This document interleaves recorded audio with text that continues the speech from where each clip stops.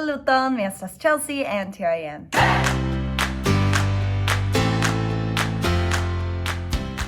Ĉu vi iam pripensas la ideon, ke kiam vi vidas aferon rete, tiuj aferoj kutime estas la plej bonaj aferoj pri la vivo de la alia persono. Exemple, oni ne ofte afiŝas fotojn de plorado aŭ malbonaj, malfeliĉaj aferoj. Ili ne montras al ni la kutiman vivon, la ĉiutagan vivon. Kvankam mi parolas pri kelkaj malfacilaj aferoj en mia kanalo, mi pensas ke plejparte mi montras al vi ĉiuj la plej bonajn partojn. Sed hodiaŭ ni parolos pri la malfacilaĵoj de Vojaĝo, ĉar ekzistas multaj malfacilaĵoj.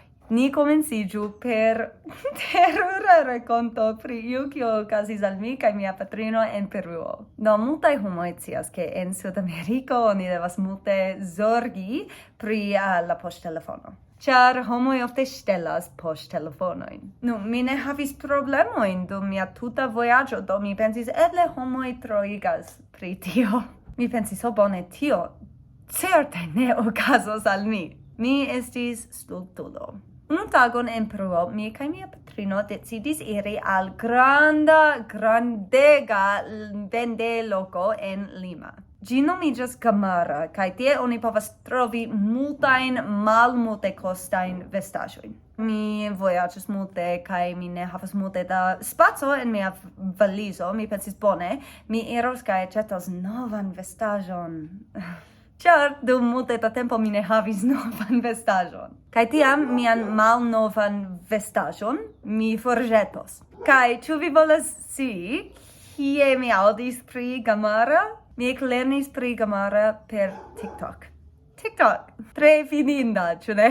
Bone, do ni iris kaj promenis tra Kamala kaj ĉio en ordis. Ni manĝis kaj mi aĉetis unu ĉemizon. Kaj tiam ni volis foriri, do ni iris al alia strato, kie ne estis multe da homoj, kaj mi alvokis Uber. Ni staris apud la strato kaj atendis la Uber. Unu viro pasis nin kaj diris, kio okazas, ĉu vi bezonas helpon, kaj mi diris ne, dankon. Post 30 sekundoj alia viro pasis nin, ĉu vi bezonas helpon, ne, dankon. Kaj 30 sekundoj poste ili kuris preter ni kaj prenis niajn poŝtelefonojn kaj forkuris. Ni ĉasis ilin, sed ili estis multe pli rapidaj ol ni. Ni ploris kaj ploris verdire, ĉar ambaŭ poŝtelefonojn ili ŝtelis, la poŝtelefonon de mi kaj de mia patrino. Kaj tiun tagon mi lernis, ke mi ne estas speciala homo. Ankaŭ mi povas perdi tiajn aferojn. Terure, ĉu ne? Ni aĉetis aliajn bazajn poŝtelefonojn, ĉar ni bezonis mapon por vojaĝi. Do kiam homoj diras, ke vi zorgu pri via poŝtelefono, vi devus aŭskulti. Alia malbona afereto, kio ofte okazas al mi, estas ke flugoj ne ĉiam estas je bonaj tempoj.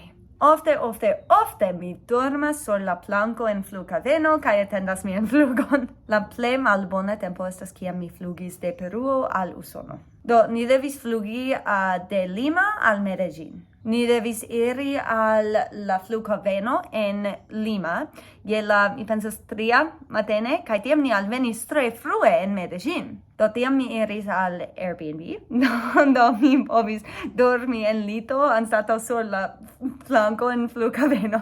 Kaj mi restis en tiu Airbnb dum la tuta tago kaj tiam revenis al la flughaveno. Kaj mia sekva flugo estis je... Mi ne tute memoras, eble ĉirkaŭ la 2 matene. Kaj tiam mi alvenis en Novjorko je la sekvan tagon. Kaj tiam mi devis veturi dum 5 horoj por iri al la domo de mia patro en Pensilvanio. Terure. Tio ja estis la plej malbona, sed tiaj aferoj ofte okazas kiam oni vojaĝas multe. La sekva afero estas afero kiun mi ĵus eksciis. Bone, do mi sciis ke povus okazi, sed denove mi pensis, ne povas okazi al mi. Kial, Chelsea, kial vi ĉiam tiel pensas? Ĉi tie en Gvatemalo oni ne devus trinki la akvon de la lavabo, ĉar ne estas pura akvo. Kaj tion mi ne faras, sed mi aŭdis ke oni devus eĉ ne uzi ĝin kiam vi brosas la dentojn. Se mi pensis, ne, tio estas freneza. Kai mi uzis la akvon nur kiam mi brosis la dentojn. Mia stomako! Mi ne povas ec expliki kiom terura estis la sperto. Kai dum multe da tempo mi ne sciis kial. Mia stomako jam havas problemojn, do mi ne povas manĝi panon, bananoin, pastaĵon kaj tiu plu. Do mi pensis ke eble mi nur manĝis ion malbonan aŭ mia stomako ne ŝatas la manĝaĵon de Gvatemalo. Sed tiam hazarde unu tagon mi pensis eble ili ĝustas kaj mi ne devus uzi la akvon.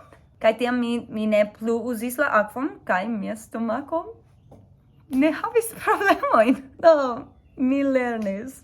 Jen nur 3 ekzemploj pri la malfacilaĵo de vojaĝo. Kompreneble mi spertas multajn bonegajn aferojn, sed mi ne volas ŝajnigi ke ĉio estas bonega ĉiam. Ĉu vi iam spertis ion similan kiam vi vojaĝis? Mi volas aŭdi pri viaj vojaĝ-malfacilaĵoj. Mi esperas ke vi ŝatis mian filmeton. Ĝis!